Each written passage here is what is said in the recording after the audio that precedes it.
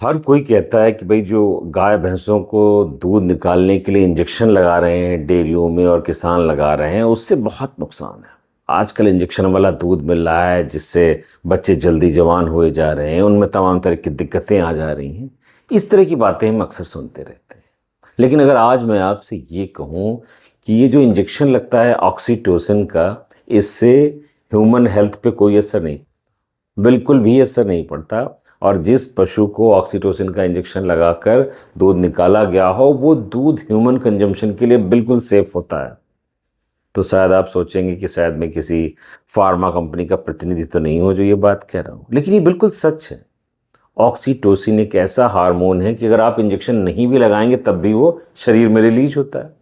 जब आप बछड़े को छोड़ते हैं और पानी लेके थनों पर उसके लगाते हैं तो दूध उतर आता है। दूध कैसे उतरता है? दूध उतरने के लिए बॉडी में एक पिट्यूटरी ग्लैंड होती है और उससे ऑक्सीटोसिन रिलीज होता है। और अगर मान लीजिए किसी वजह से वो ऑक्सीटोसिन नहीं रिलीज हो रहा है तो बाहर से इंजेक्शन उसका लगा दिया जाता है। और ये जो ऑक्सीटोसिन होता है, चाहे नेचुरली रिलीज हो या इंजेक्शन लगाया जाए, इसकी क्लियरेंस बड़ी जल्दी हो जाती है। इसका असर सिर्फ 5 से 7 मिनट तक रहता है ब्लड। इसीलिए अगर आप देखो भाई, अगर आपने ऑक्सीटोसिन का इंजेक्शन लगाया और वो दूध निकालने में उसने थोड़ा सा लेट कर दे, वो 10 मिनट बाद आए, तो वो इंजेक्शन का असर खत्म हो जाता है। लगाओ और तुरंत मिल्क उतर आता है और आप उसका दूध निकाल सकते हैं। अब जब मैं ये कह रहा हूँ कि इससे कोई नुकसान नहीं होता, ये मैं क्यों कह रहा हूँ? ये मैं इसलिए कह रहा हूँ कि ऑक्सीटोसिन एक पेप्टाइड हार्मोन है, वाटर सॉल्युबल हार्मोन है। पेप्टाइड क्या है? पेप्टाइड आप समझ लीजिए प्रोटीन का एक छोटा टुकड़ा।